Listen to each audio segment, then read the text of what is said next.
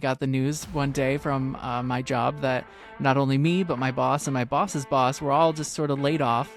I realized that I don't know if I have to look for another job because I think that I can keep pushing this forward and that, it will sustain. I haven't looked yet, so either delusion or think work. You are your own advocate and you have to be the loudest person in the room when it comes to your own product. And eventually that starts to grab traction, it starts to gain attention. You're not trying to reinvent the wheel every single time. You're trying to see what worked. This is one thing I say a lot about writing, and I think it's the same with posts, is that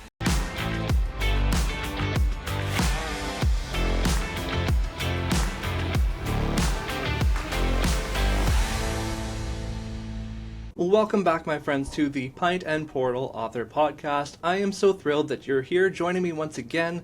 It has been such a crazy couple of weeks for me, so I know I didn't have an episode up last week.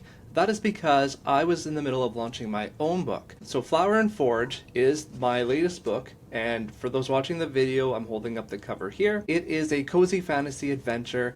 It is like The Hobbit meets The Wizard of Oz, where a baker gets transported through a magical portal into a world of dwarves and joins a ragtag team on an adventure to find a witch with an ancient magic who might be able to help him find his way home. That's just a quick plug, but I just wanted to let you know why I wasn't here. I'll be sure to leave the link for the book in the comments so you can go and pick that up or check it out. I'd really appreciate it, and again, it helps support me and helps me to continue what I love to do.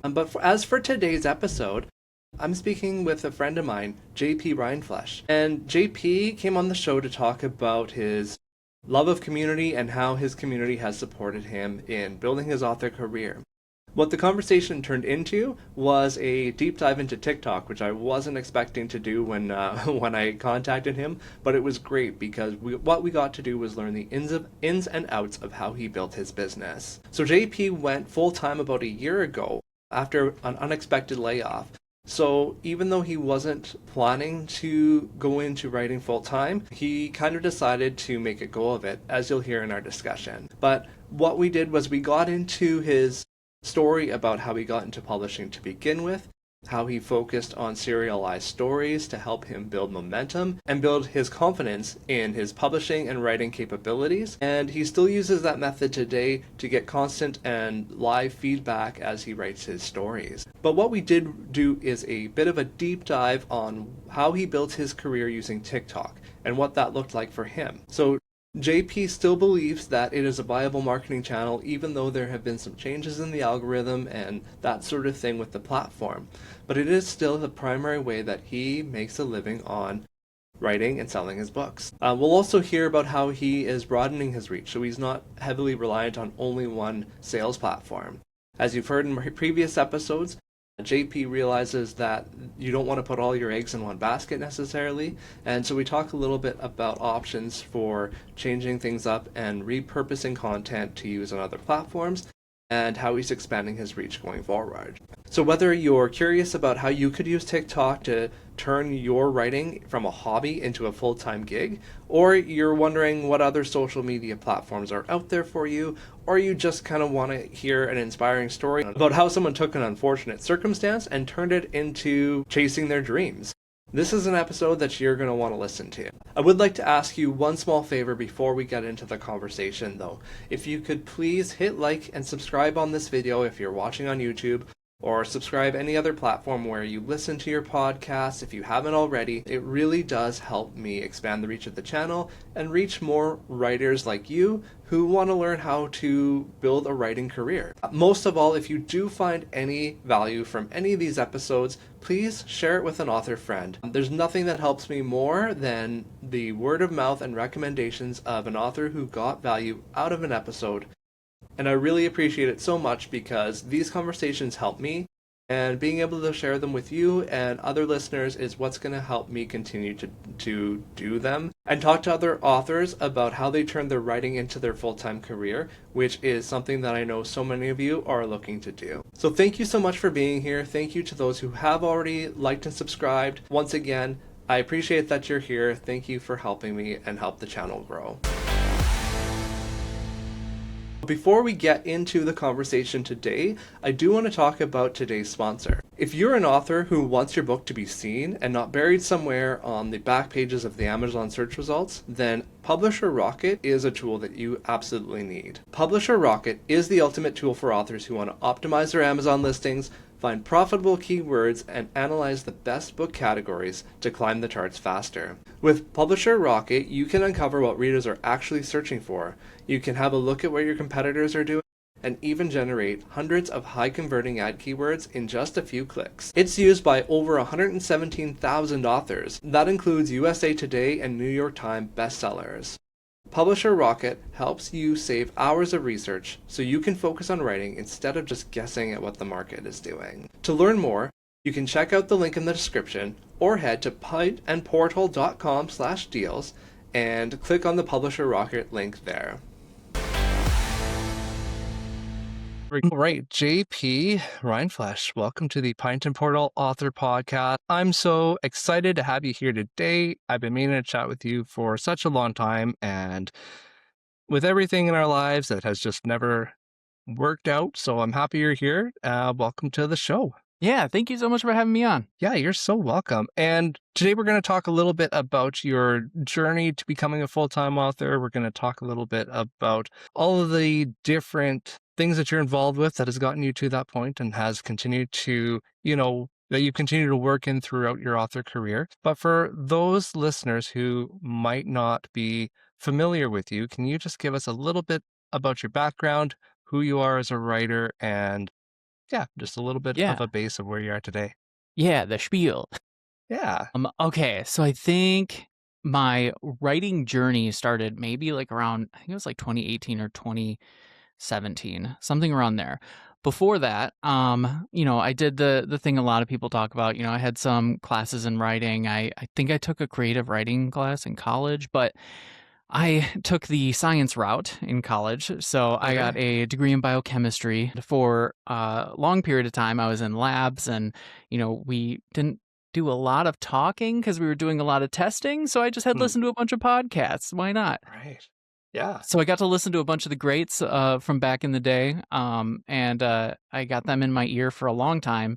And then I would say about 2017 or 2018, I took the jump and I went to an author event. It was the Rock Apocalypse was what it was called. Nice. It was in the basement of the Rock and Roll Hall of Fame, and there was, I think it was like 15 authors. It was hosted by Jay Thorne and Zach Bohannon, and I remember I sat next to this guy. He was a cool guy the whole time. Found out later it was Mark Leslie of Fame. I was like, oh, okay. Cool. That's awesome. Yeah. So that was like, the start of my writing journey, sitting right next to Mark Leslie Fay. I was like, oh, that's cool. But we destroyed the world, basically. So we did a world building event where we created some alternate post-apocalyptic world. We wrote short stories in it. So that was my first like published work. And then I went on to go to conferences and etc. But that's really where I started. And then I would say back in like 2020, it was 2020, like January, I did Authors on a Train, met my co-author for the Leah Ackerman series, which you can see on this top row behind me. And we basically were put together as co-authors to write a short story. And then we were like, what if we wrote more? And so we did that. So that was really the like start of the writing journey. Okay, really cool. So that's an awesome story. Authors on a Train. I heard of that event. I did not realize that you were a part of that. Yeah. Because 2020, that was when I started writing as well. 2019 is when I started, and then I was kind of starting to get into the podcast sphere as well as a listener. It's very similar. So I had heard of that event. So that's really cool that you took part in it. Now, so at that point, you hadn't published anything yet. You were just kind of going through and learning basically what you could about the craft and the publishing industry at that point. Yeah, prior to the Rock Apocalypse thing published, for like between, I think it was like 2018 to 2020 or 2021, was short stories in anthologies that I didn't really control. Like my own personal publishing was 2021. Okay. So at what point did you kind of, because you were in the biochemistry land, at what point did you think, this author thing is something that you wanted to give a go and publish maybe, a novel or something more than just a couple short stories? Yeah. I always had like a fascination with storytelling. I still like find some journals that some are written in like weird coded language. And I'm like, I'll never be able to read this again. I'm like, what did you do past JP? Because I can't read this. And he thought he was so smart too, I bet. So smart. Like, you'll Right? know Yeah. this. I will not. Thank you so much. But I used to write like little fan fictions of various little stories. Animorphs was like my favorite thing in the world. And so I did that. In college, I had like a really great, it was like psychological literature class, which was really fun. And we got to, write. I think I ended up writing like a Twilight fan fiction there. And then in Everyone college, starts out with a fanfic at some point. they do for sure. Whether they And know then it or admit it or not. yeah, yeah. And I took a creative writing class in college. So I went to a liberal arts college, and one of the things that I really enjoyed about it was the push to go outside of your own genre, at least for one of your credits, if not more. And so I was like, well, I always love storytelling. Like, why not take a creative writing class? I think I almost had a minor in like religious studies as well. Like, I was all over the place, but biochem was like the primary focus. I had a really good time in that creative writing class, but it was a room of people who were really focused on like literary fiction. And I was just like, I like genre fiction. And I just remember writing a couple stories where people would be like, well, what happens next? And like, oh, you get that like feeling of like, oh, people are invested in story. And you get to, as the crafter of that, you get to see like how you can impact people's emotion and how you can like drive them to desire to read more. But then of course, I came from a small town. It was really instilled in you that like you got to do the job, whatever that is. And then the fun stuff like writing, that's just a side thing. And that wasn't instilled by any singular person. That's just kind of the mindset. So that's kind of why I did the biochemistry route, and then I just eventually ended up in a weird path and then ended up here. That's great. And I love, that is, I think, a common story, pending, I think, probably a lot of when you grew up and, the age that I'm a bit older than you, I think, pretty sure.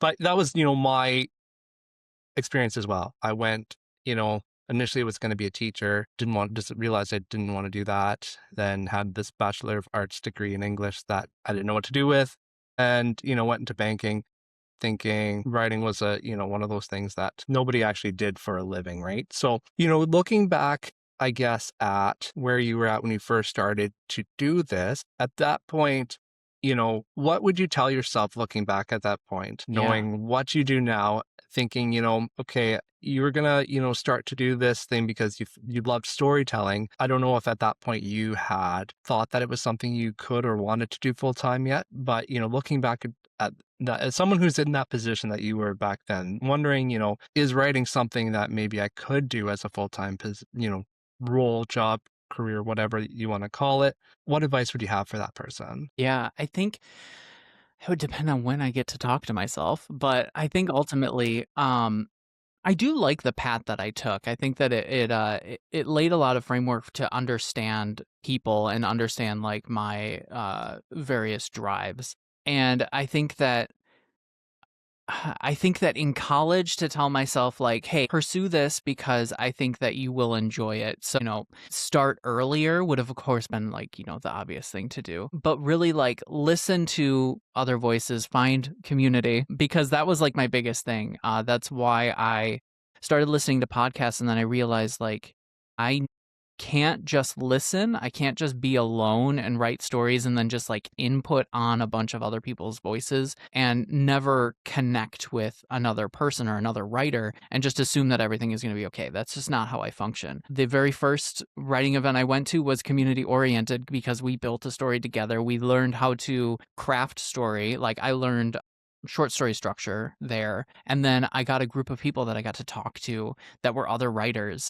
And so community has always been like super ingrained in everything that I've done since I started this community or like this writing path. And so I would say like find a writing community early, and also don't like, what's the right word I want to find? Like don't hesitate to leave a writing group that doesn't jive. I do want to talk about what kind of happened in the years following. Yeah. 2021, we're 5 years from that now, which is crazy to think.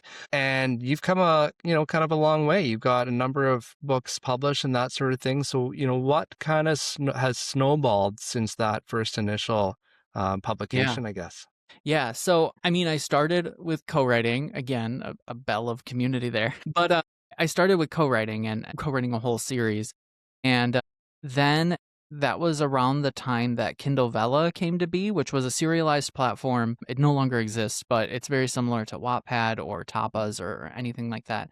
And I realized that when I was trying to write my own stories, I would write half or 75% of the story, and then it would kind of all fall apart because I just like lost interest. Because, fun fact, my aspect of community also is involved with writing. So that's why Kindle Vella became such a really key and integral part for me to write and finish stories. Right. That came into play when I started writing Nerds with Jeff Elkins, which was on Kindle Vella, and then I wrote my own stories.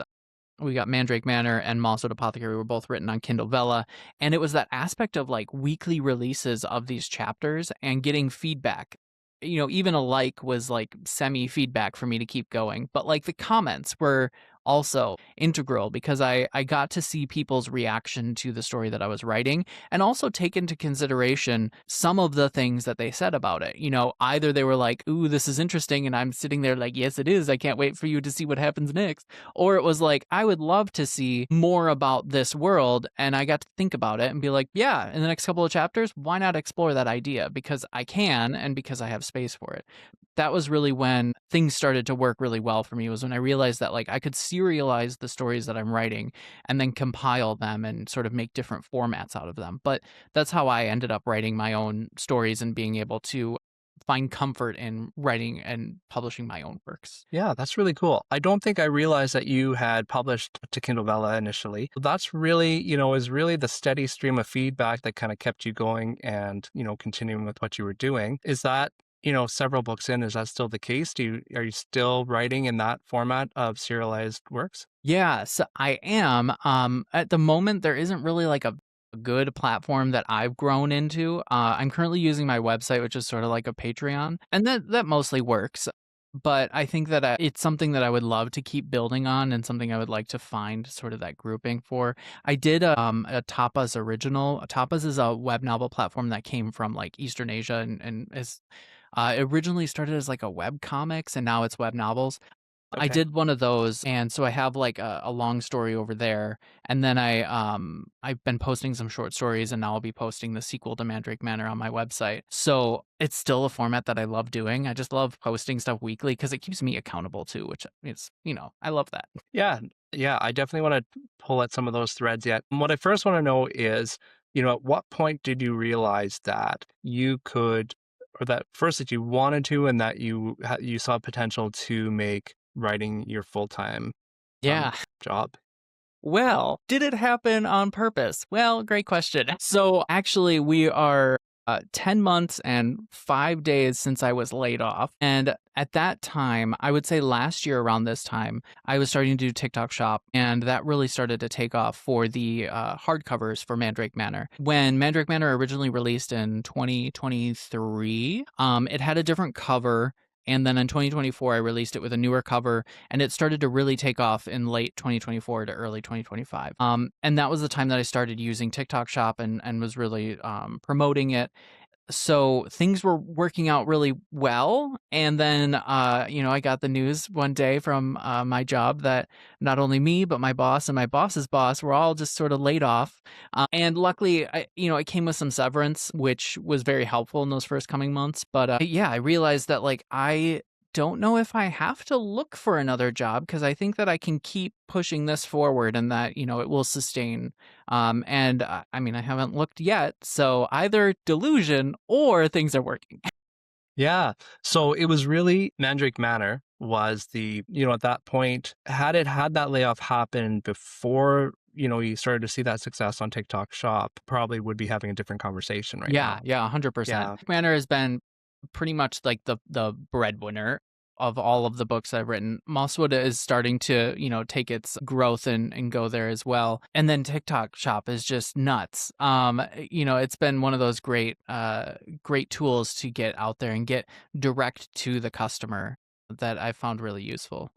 So for those who don't know, Mandrake Manor it's a cozy fantasy Yeah. correct? Yeah, it's a Yeah. cozy queer fantasy. It's set in modern day, which kind of makes it a little bit different than most of like your standard cozy fantasies. But yeah, it's in that realm. So with TikTok Shop, I'm curious. So I'm in Canada, so we don't have TikTok Shop here. So sorry. And that's, yeah, and there's a number of reasons for it. A lot of it's, I think, governmental pressures on with TikTok, or they're in, some sort of fight. Part of it is just even shipping costs here is insane. I don't know how much of a benefit, even if we did have it, it would be, because the cost for me to ship a book is more than the book usually. So I'm curious with TikTok Shop, how did you approach that initially? Like how were you finding an audience? What were you doing to make that a viable path for your book sales? Yeah, I was lucky because, again, community. I was able to, through a long conversation and through various connections, I was able to talk with a few people who were successful on TikTok Shop, including Sasha Black, who has been an amazing and fantastic mentor. And so I've been following her method. I mean, she posts 3 times a day. And so I started doing that and started making it a habit to do so. And that has really helped. I have tried lives, and it's really funny because I do live streaming on Twitch for like productivity streams. Something about the lives on TikTok are still hesitating me. And I question if like maybe they're just not for me, or maybe they're not for me for now. And I think that that's fair to say. And, more power to the people that do them. But for some reason, it's not for me. So yeah, I mostly focus on making the videos and a lot of like response videos, because once you get a video going, and of course I run ads on them as well, people will say like, hey, I just ordered. And then it's so easy to just do a comment video and put the order together on the video. And then you have a new video. You've also satisfied a customer because they're like, you're packing my order, as so it's sort of like making those connections and seeing the opportunities to make people feel like they are close to you, even if they aren't necessarily. Yeah, that's really cool, and something that is really unique, and I think that readers really appreciate. I want to, I guess, pull on that a little bit because TikTok Shop is the kind of the avenue, but that base of community was really what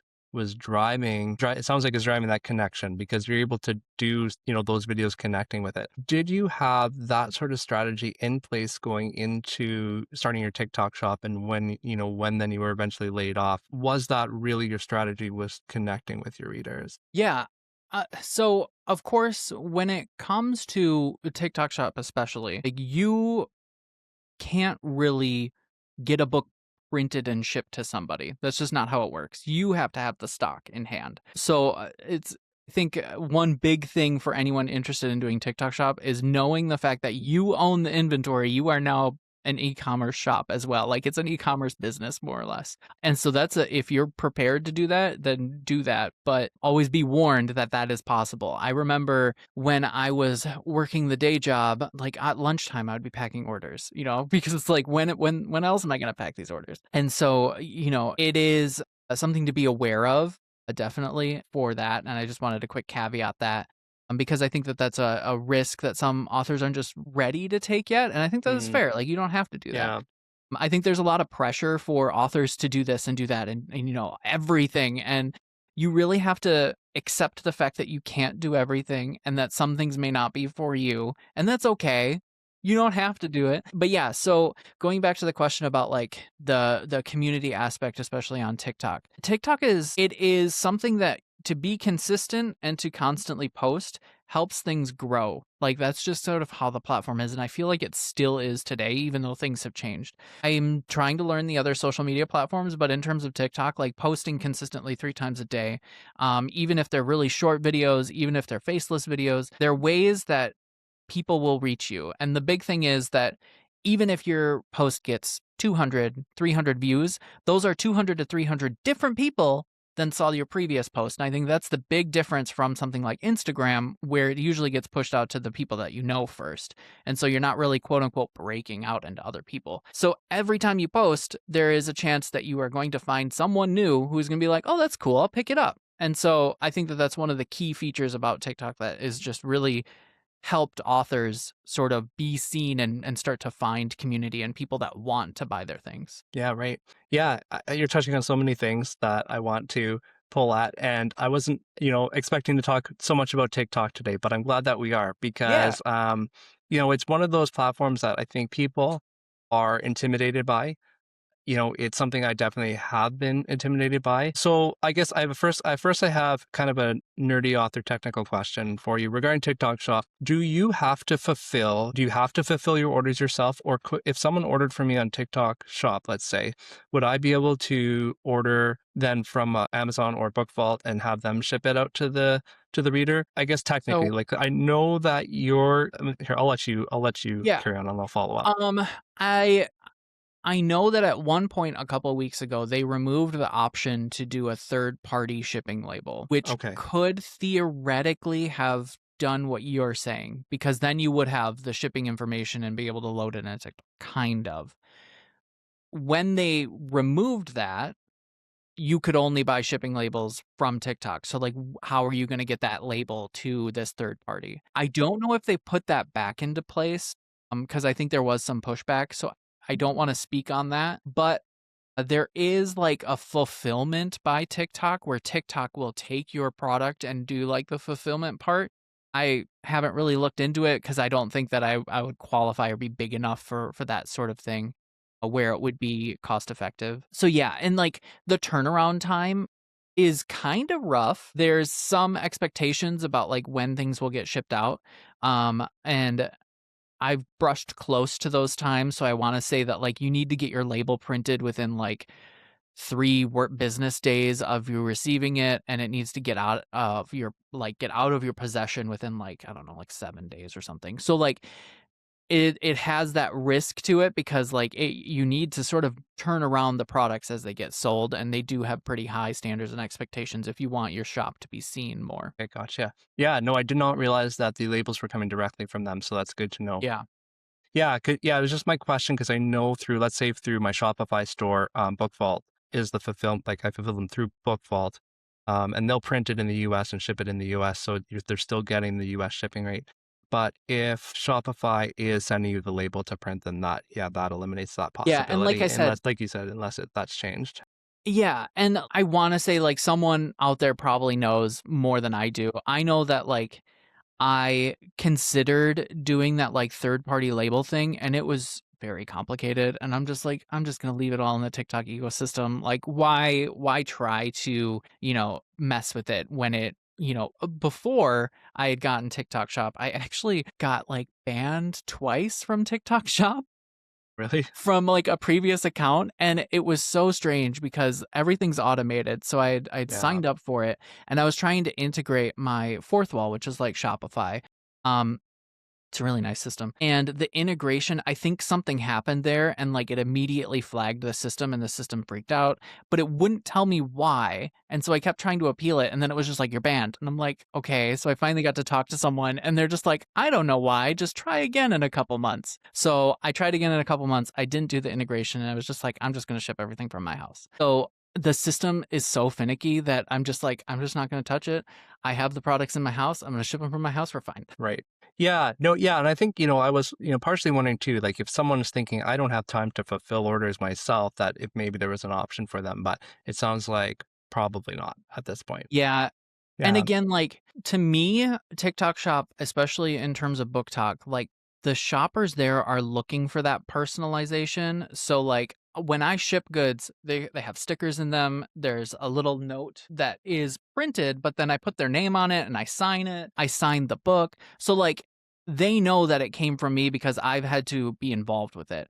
I know like even like Sasha Black, when she ships her books, Ruby Row, they're coming from her warehouse, but she has signed those books already. She has all the stickers ready. She just has the infrastructure for someone else to pack them and fulfill them.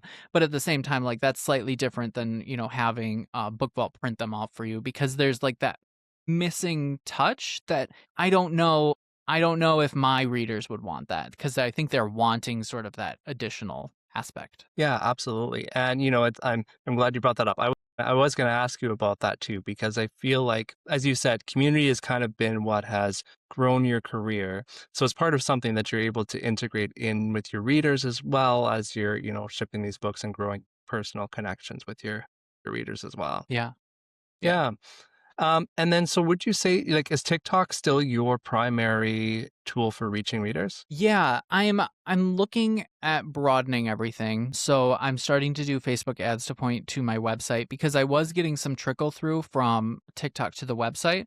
Because a lot of people don't want to buy on TikTok, but they see it and then they look for other avenues. Some people will move direct, and it was working really well. I was getting a nice trickle down into the website, but I would like to get more eyes on the website. So I'm starting to do Facebook ads from like I think it was a previous podcast of yours I was listening to, and I was like, I should be trying more Facebook ads. And then I'm also working on building up the Amazon as well. Yeah, so those are sort of like I'm trying to make it so that it isn't the biggest behemoth, because there are always those risks whenever you put all your eggs in one basket. Mm-hmm. And so this year I'm really focusing on how can I keep that strong and also build up these others. Yeah, yeah. It was actually last week's interview, JDL Rossell talking about Facebook ads. Yeah, I have actually had a few authors reach out to me and tell me that, after they listened to that episode, they've gone in and are willing to try Facebook ads again. I am looking forward to doing so as well. I just have not had the time with, because I do have a launch next week, as I mentioned before we hit record. So I haven't It's fine. been able to do that yet, right? So yeah, it is fine. We're all good. So as you're expanding now, one thing that I've seen other authors do is repurpose their TikTok videos and just kind of uploading them to Instagram and YouTube and other platforms. Is that something that you are currently doing as well? Yeah. So I have multiple TikTok accounts, but I have the author account, the bookshop account, and they're two different things. So the author account, whenever I do any videos, those get repurposed into Instagram mostly. I have it and YouTube. And I use the app repurpose.io. There are plenty of other ones. That's just the one that, I use. And that seems to work out really well. It makes it easier for me because like if I have to post on everything, I'm going to lose my mind. So, I focus on TikTok and then I try to scatter it out of TikTok into other places. Right. Okay. And do you repurpose? So first, I guess, first question, you have two TikTok accounts. Are you posting 3 times a day to both of them? So I'm posting 3 times a day to the author account, another account, and then the bookshop one gets one post a day for now because that's a lot. Yes. But yeah, for now it's getting one a day.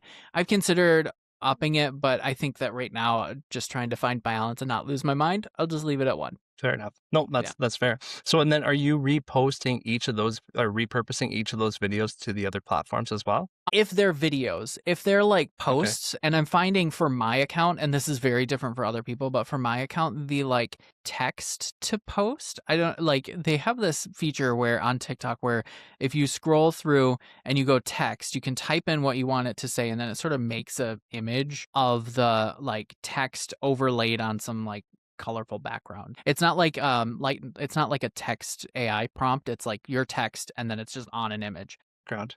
Interesting. And that has been working really well for my account, but it doesn't Really? work well for everybody's account. But for some reason, like Yeah. TikTok's like, just do that. And I'm like, okay, fine, I'll leave it alone. So Mhm. for right now, it's that. And whenever it's like static posts, repurpose isn't taking those and repurposing them into the other things. They're just doing videos. I don't know if it's my setting or what. But anyways, so when it's those, Yeah. it's not going over. But when it's videos, it's going over. It goes over. And so repurpose does that do all of that automatically? You don't have Yeah. to like re-upload it into that app because Yeah. what I'm So doing right now is I'll make a video, let's say in TikTok, it'll automatically save to my phone and then I upload that to the other two and copy yeah. and paste the text. Yeah, I don't You do don't that. have to do any of that. It No. just does it. Yeah. Okay. So what I have it do is I have it keep the same caption, and then I have it cut out the hashtags and put in like Instagram focused hashtags. That's the only difference. And I don't use the like AI features for it, just because like sometimes the captions, like, do they truly translate well for Instagram? I don't know, but I don't like how it works over there with the AI functions for the captions. So I'm just like, just say the same thing and just push it over. We're fine. Mm-hmm. Interesting. Cool. I did not. Yeah, you're telling me a lot of things I didn't know know were possible. So now, do you think? I know you were saying you don't quite get the same reach on Instagram. Have you tried Instagram trial reels? I don't know what trial reels are. So when I post to Instagram, there's like a light switch toggle that says Okay. share as a trial reel, and it shares it to non-followers first. Because if you don't, it'll just show it to people you know. But I've seen a little bit of success doing that. Okay. I don't know if repurpose will let you do that, but Yeah. might be something to look into, because it does show it to people who don't follow you first. And then after like a day or two, it's like, okay, this is doing well. Do you want to share it to your followers too? And then you hit another button and it shares it normally. Okay. Yeah, I'll try it out. Yeah, it's interesting to see the strategy behind what you're doing with various social media, but still you're not spending time creating different pieces of content for each platform. I know there's a lot of influencer type advice that says, no, if they're different platforms, you need to produce different content for each, but you're seeing some probably varying degrees of success on each one of those, just using the same posts every day. Yeah, yeah. And like I am trying new things all the time. So I recently hired a VA who will be posting more graphic stuff or like the static stuff onto Instagram because I'm interested in that path. But like I took the decision to hire a VA to do it because I need to be protective of my time. And like at the end of the day, I'm the author, the IP creator, and all of this like shouting into the wind. I can do so much before my voice runs dry and I can't do anything else. So, Yeah. when can I have the opportunity to maybe hire a VA out to do some of these bits so that I don't have to do everything? Because while I do believe that, like, especially at the start of your journey, it's really important to believe fully, even if you have to fake it to believe it, that you are your own advocate and you have to be the loudest person in the room when it comes to your own product. And eventually, ideally, that starts to grab traction, it starts to gain attention, and then you're able to do things like, you're a VA to do this, get a street team, get people or a community around you that can also shout about it. So, what do you say then to an author who, isn't full-time yet, who is, maybe has a day job, they have kids, they've got, all these other commitments, and they're listening to this conversation and they're thinking three times a day. There's no way I can post 3 times a day on one account, never mind 3 accounts. What would you say to that author? How do they start to get traction? And Yeah. if they don't feel like they have time to be doing that? Yeah. Well, okay. Multiple steps here. I'll start with the author who has at least something published that they're proud of, that they want to shout about the world. So they have something out there to talk about. TikTok really helped me refine my pitch, and knowing your story in a quick succession is so helpful in making more videos and also in selling your book. So like pitch for Mandrake Manor. 3 queer friends inherit a house, become witches, defend the neighborhood against an evil HOA. It's that fast. That's the story. Like you either are in or you're out. And I got that because of doing it on TikTok and knowing that like you have so much time to grab someone's attention. Now think about what meets what, in terms of like media. So like, what is your book like? Mine is like Charmed meets Schitt's Creek. Those are 2 media sources that you can know about. And now I can post about it. I can say Charmed meets Schitt's Creek and make that a text video, post it. That thought, typing it, posting it took less than 5 minutes to do. But the problem is that it's getting into the habit and not overthinking, because especially when it comes to TikTok, the reason you're posting 3 times a day is because it's kind of like a scattershot. You're not trying to reinvent the wheel every single time. You're trying to see what works. You're trying to see what little pitches work. So if you can have a little notebook or even like open it up on your notes phone and just think of like what are quick pitches that you can make. And they can be like 7 seconds worth of a pitch. And how can you, once you have that list, then let's say it's 7 a.m. and you're like, oh, I need to make a TikTok video. You can do one of 3 things, let's say. Let's break it into 3 categories. You can do the text post. Let's break it into 4 categories. You can do the text post, so you can do the, go to publish, type in whatever it is that you're going to have a picture of your book as the second image, post it. You could do the image where you have an image ready and you do text over top of it, post it. You could do a video where you're just kind of sitting in the background, staring off into space, and then you do the text overlay, which I use a lot. I know you use a lot. Yeah. And, then you post it. Or you can just say it. And those are like the 4 different options that you really have. Yeah. And that's great because each of those 4 methods could have the exact or maybe a slightly tweaked different variation of the exact same text and be shown to completely different people. Yeah. And then that also, that's sort of the sciencey mindset. If you say and do the same thing in 4 different 4 different ways on the same platform, and one of them starts to gain attention, then you're like, okay, well, what if it's the photo one that gained attention? Okay, can I do another photo one with some different words and see if that gains attention? So like that's sort of the way to think about it, is like, how can I just tweak this a little? How can I integrate a little? This took time to do. And that's the one thing, is like, habits are difficult and they are always a lot of work up front. And then once you get used to them, you just kind of do them in a couple seconds. And so one of the reasons why I can do 3 a day is because I did 1 every couple of days, and I did 1 every day, then I did 2 every day. So it's sort of like a habit forming thing, and getting outside of your head. This is one thing I say a lot about writing, and I think it's the same with posts, is that you're not looking to have like the masterpiece that is going to sit in the Louvre. If you do, you're going to take forever to finish that piece, or you may not finish that piece at all. Granted, I'm not looking at making like hotel artwork that, is just sort of there. So in terms of like writing a novel, I know that it's not going to be 100% perfect, but I know that it's going to be perfect for who I am at that time. Same with posts. Like, don't make it perfect. It's okay if it's a little crunchy. It's okay if it's, because that also proves you're human. And that's really important for a lot of people. So, I think I've posted things that have like clear grammatical errors in it. And like someone will message me like, that has an error in it. And I'm like, nah, whatever. Like, I'm just going to let it go because someone else saw it. Maybe someone responds to it. And then you're just like, LOL, oops. And then, now they think you're funny. And so, who cares? That's a big thing, is like, just keep putting stuff out there and don't get obsessed about things not being perfect. Yeah, I love the idea of having a notepad, and because you'll always have an idea for a post at the worst possible time. So if you can just write it down, because you're on the bus or whatever and you can't film a TikTok at the moment, write it down in your notes app if you have to, because that's a great idea. Because I feel like sometimes I get stuck because I don't know what to say, and because I haven't pre-thought of a hook. I've just thought, I should quickly post something. And then you're kind of sitting there like, what do I say that's different than what I said yesterday, or, whatever, even though it wouldn't necessarily even have to be, but sometimes you want to kind of mix your messaging up. So having a few ideas written down ahead of time is going to alleviate some of that anxiety about posting.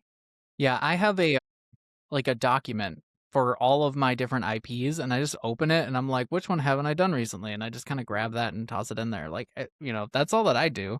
And I grabbed, it's a free resource called booktalkguide.com, and it gives you like the various types of hooks in like template versions for people. And it really seems to be like a really good tool, an opportunity for people to use. I think that a lot of people should consider looking at it because it helped me a ton in just making my list of what I could post. Cool. I've never heard of that tool before. Yeah. It's one that I picked up at Author Nation last time. Interesting. Obviously, authors don't have to go on TikTok. There's lots of authors that don't use TikTok at all. But let's say someone, is interested, but they are wondering, if they have to talk to the camera, they're maybe a little apprehensive about having their face on the camera. What would you say to an author that has those concerns? If you want to use TikTok, that's the key, I think. And you put that as the caveat too, but I think it's fair to say like you can have permission to not use TikTok. Like if you needed it, there you go, you had it. But for those that want to use it and may want to do faceless content, use your scroll, use your FYP to look for videos that are like yours, because someone else guaranteed exists who is doing what you want to do as well. May not be in your genre, but they're already doing it. And they probably already have a ton of followers, and you can see what they're doing. Immediately when you say like faceless content, I immediately think of like page flips. So, have your book, flip through it, and then you have text overlaid. And then you close the book and you show the cover. Ta-da. That grabs a lot of people's attention. That's faceless content, and you can do that till your heart's content. You will. There are some accounts that are only page flips, right? Like I've seen, you look at their account and you look at their feed, and that's all that their account is. That's it, right? Yeah. And those are like great ones to look at to see what they're saying, because like this was one thing I did all the time too, was you scroll a little bit to warm up your TikTok, but as you're doing it, see what other people are saying. And then like they may be talking, let's say, because it's Sasha is one example. She may be talking about sapphic, steamy content. And so then I'm like, okay, but how can I say what she's saying in cozy, queer way? Because there is a way to sort of change how she's saying what she's saying to her audience and refocus it. And it just helps me because like I love to sort of troubleshoot and think about different things like that and how can I iterate it for my version. And that's okay to do. Like, that's literally how like storytelling happens. It's like you're like, oh, that movie was great, but what if? And then you have your own story idea. Like, this is the same idea for like pitching your own book. So that's one method of doing it, is like flip through, look for other faceless content creators and do what they're doing. I really love that. I love that for a couple of reasons. One, I resisted TikTok for a long time. And because at the time, my impression of TikTok were people doing skits and dances and, and I was like, I do not have time to think of what to do, never mind want to even touch that. But then it's when Adam Beswick started to kind of rise to popularity on TikTok that I saw what he was doing. I was like, well, I can do that. Right. Yeah. Like I can show like, and that's the method I still use years later is, I just like I do have my face because I do think that's an important part of author branding at this point in time. And then I write text over top. I don't say anything. And then I, show my book at the end. And that's really, what I've stuck to. And the funny thing is when I've broken off of that template and tried to talk to the camera, my views disappear. As soon as I start talking, I get, I go from, 1,000, 2,000 views to 50. I'm like, well, I guess people don't want to hear me talk, and that's okay because I don't want to talk on my TikTok videos either. So, which is funny, that I'm running a podcast, but to your point about lives, it's different when you're doing that on the TikTok platform, and I don't know why. Yeah, I don't either. Cause like, so I do live streaming on Twitch where I'm live on a camera like this. But for some reason, when I do it on or on TikTok, I'm like, I don't know what I'm doing here. And I always feel like a goofball. I always feel like I think it's because people come and go so quickly and they're almost kind of like a QVC sort of method. And I'm still trying to figure out how I can put my brand there, because when I'm over on Twitch, it's very like productivity focused. And so like I can do fancy overlays on my camera and all this fun stuff where we're working. And so it's a little bit different. And I'm always worried about TikTok being like quiet for like 1 second because I'm like, oh no, everyone's gonna be like, what are you doing? Right. Yeah. And I mean, that's it too, I guess. When I'm doing a podcast, I'm, bouncing like ideas and conversation off of another person where, if you're doing a TikTok live solo, you're just talking to the camera and you feel like you have to fill the time and you're not sure. You're seeing that you have 7 people there and you're like, well, I'm really talking to these couple of people and not sharing what to say. And, they come and go because that's just the platform, right? But different people find a lot of success running TikTok lives because they're comfortable with it.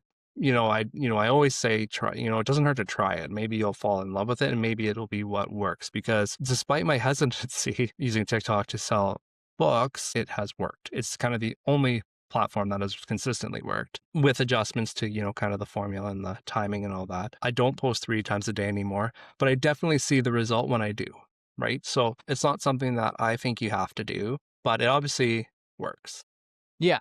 And I agree 100%. Like, I know some people who post 1 time a day or even less and have more success than I do. I think that the key is always like figure out what works for you and what you can do consistently, because if you are going to do 3 a day, you're going to end up burning out. And at the end of the day, the more important thing is to write. This is just the added benefit. And of course, there is a slight difference between someone in my position versus someone who may have a full-time job, because this is now I have to do this. It is part of my business because otherwise I have no money. Yeah, right. Yeah, and I want to touch back on one other thing you had said about looking at what other people in your, not just in your genre, but look at what other successful people are doing, because the one comment I get all the time from people, especially in-person people who know me in person that maybe don't follow a wide range of authors online, they'll come up to me and like, wow, you're doing amazing things on social media. You know, your presence is great. But, you know, how are you doing this? I'm just copying what other people are doing. Hmm. It's like like literally looking at, not like obviously not copying like text of what people are doing, but I'm not coming up with my own ideas for TikTok videos most of the time. You know, there's trends that people follow, and you don't have to reinvent the wheel with a lot of these things. You just kind of have to see how you can make it work for the story you're trying to tell. Yeah. And I think that Yeah. that's so important because reinventing the wheel every single post would just be so exhausting. There is just no reason to do that. You can see what's working on TikTok, and if you're able to take a minute and think, how can I rework this to be like for me and for my brand, that's going to help you way more than being like, what brand new thing can I show TikTok that it's never seen before? Because if you do that, TikTok's gonna be like, what is this? And then it's not gonna do anything with it because it's gonna be like, I don't know where to put this because this makes no sense to me. So that's one of the important things, especially with the algorithm, is it's almost always looking for the same but different. Yeah, very true. You know, so now let's say I'm a listener who you've convinced me, I'll give it a shot. I'll, you know, maybe do a page flip. Maybe I'm willing to show my face. How do I get started and build that audience? Like what needs to, like, I can post 3 times a day, but obviously there's something else that's like, or maybe they've already been trying this and nothing, and it's not sticking. Do you have any advice for someone who, you know, is in that situation? So I try to follow a lot of people because, especially when I'm starting out, you need certain numbers to be more seen and more visible. I don't feel like it's that shady. I feel like other people do it too. I personally don't love accounts that are only following like 8 people and then they have like 46,000 followers. I don't like that. I feel like that's a little more shady. But like by following people, you can get the opportunity to sort of be seen by people that follow them. It sort of like broadens your network community. And by doing that, you'll gain more and more followers over time. The consistency is so important. If you don't if you wait a long time between posts when you've been so consistent, it seems like there's a drop off. But like I've been running this one account for a couple of months now, and it's been like very slow growth. It's had like in the hundreds for views, but I know that that's all backlog that will be shown again to other people. It's not that it gets disappeared into the void. TikTok will eventually, every once in a while, it will pull an old video back up from the grave. So Yeah. I know that even though the past like 2 weeks or whatever of 3 times a day has only gotten 100 views, which is still 100 new people that haven't seen your stuff before each time, that will eventually get pulled back from the grave. And lo and behold, a couple of days ago, I'm getting 800, 1,000, 1,700 views on these newer videos just because there's been a slow surge of followers and all this other stuff. So I know that it's the consistency and making sure that you are sort of gaining followers at a good steady pace. And one of the ways to gain followers at a good steady pace is to start following other people and to use your account. Don't doom scroll, but put a timer on. 5 minutes. Scroll for 5 minutes, like and comment and follow videos that make sense for your brand. Ignore and immediately swipe away from anything that is not your brand immediately. And just keep doing that for 3 minutes even. Who cares? It could be 2 minutes. I don't care. But whatever it is, it's sort of warming up your account.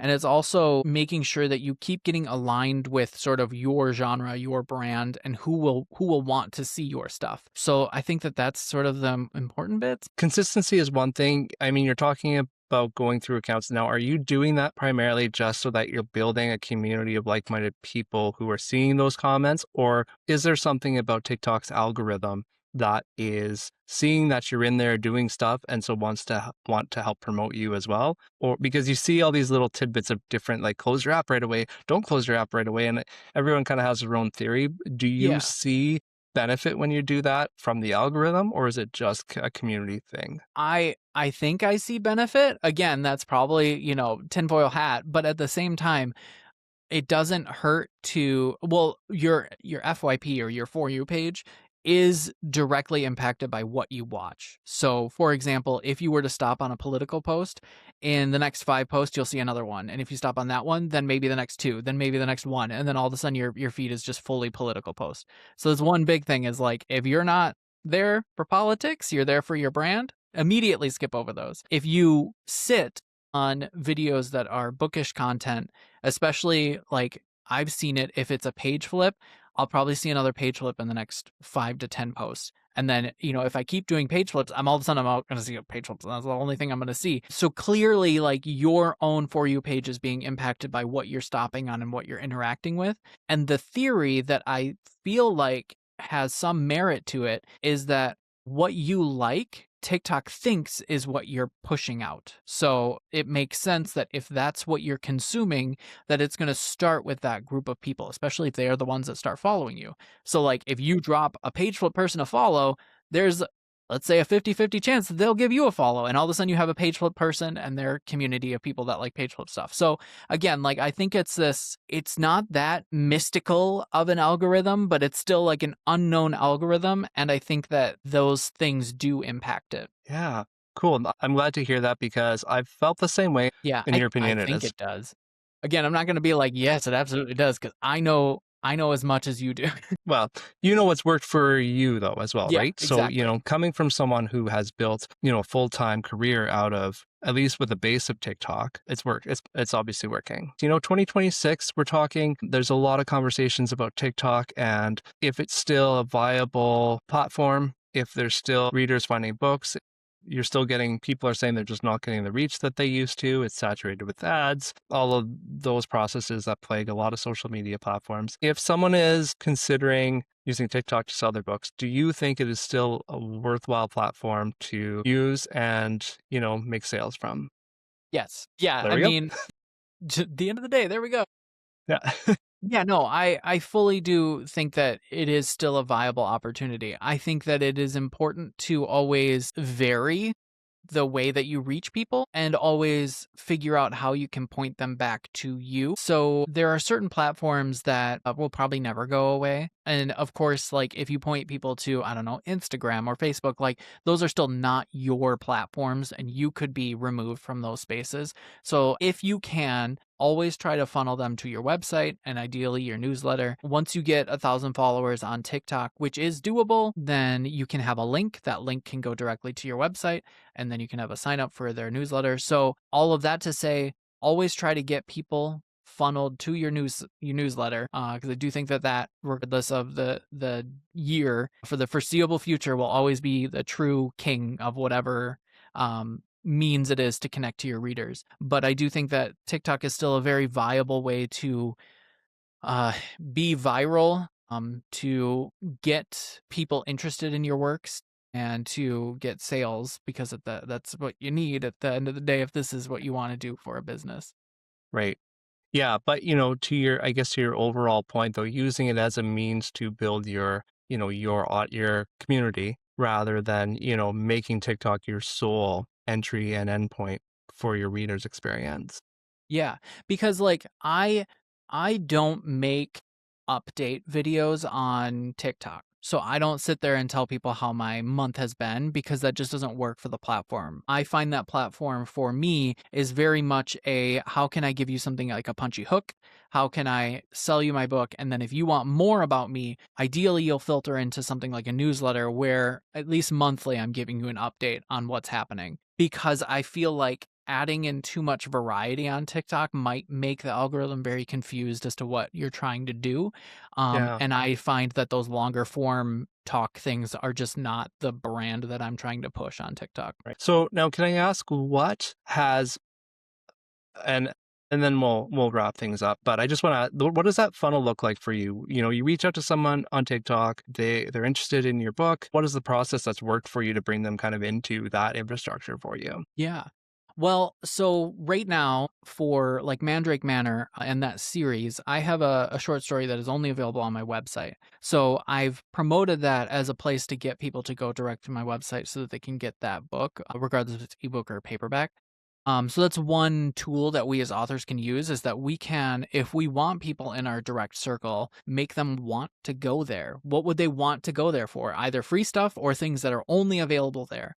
So eventually, like I will have a free ebook in one of the worlds that I have as well that's on the website. But since the majority of consumers are on TikTok and they're using the TikTok Shop platform, I have an opportunity when I ship the book to add whatever I want to the book, including a business card, and the business card includes the website.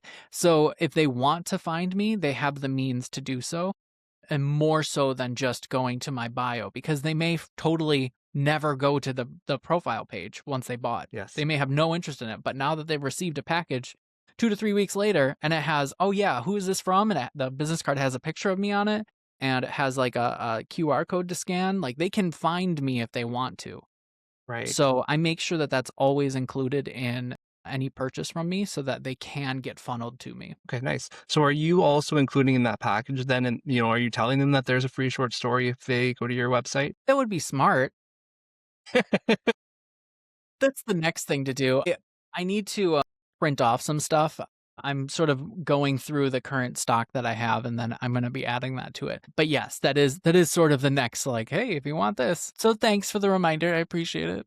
Yeah, no problem. So no, but that, it's good though, because if they get, then they have your product, they like the presentation that you've made. It's something, they didn't get this presentation when they ordered a book off of Amazon, and they get stickers, they think it's cool, they find you and they find your book, and they're signing up for your newsletter to get this story. And now every time you have a release or something happening or an audiobook has been picked up by someone, you can let them know directly, right? You now have a direct way to talk to this reader who already is interested in your work. Yeah. Yeah. And one final tool that I'll sort of mention, with my newsletters, I'm using Klaviyo, which has been super useful because I can put the products on my fourth wall into the email and they just have to hit the shop now button and then they're immediately taken to my website and buy. So it is so nice because Yeah. it just makes the user experience so much better. So that's another like really nice feature that I've recently added into my collection of things that I do. Yeah. So how would that be different from linking directly to, let's say, my Shopify product page? Is it a different experience for them? It just I think it's like the same thing as putting a link in your newsletter, but the newsletter is integrated to your website and then it pops up the products. And what you can do is you can make the products that are shown to various people in your entire, like, let's say you're sending to 180 people and let's say 50% of them have already bought the book and you are just sort of saying like, that you want them to look at your shop. It won't show them the book. It might show them merch, or it might show them something else because there's information in the metadata like a dynamic that tag. knows. Yeah, so it'll sort Interesting. of show other stuff if you want it to. Yeah, but theoretically, if I get your newsletter, let's say you have a new book release, I hit the button and I'm in the cart already. I don't have to hit add to cart. It's already kind of there, or is it not quite that streamlined? I know that right now I can do the shop. I don't know if I can do the add to cart, but that would be a great feature. I'm throwing ideas out there. I'm just like, is this what's happening? Yeah, okay, cool. Very cool. Well, JP, I know that you have lots of work to get to as we all do. More videos to post. Yes, exactly. You've got to get your 8 videos created today. But I do appreciate you taking the time to chat with me. I feel like we could have chatted for another hour because I have so many more questions for you. But thank you. We'll have to do this again. I appreciate you coming on the show. And we will chat soon.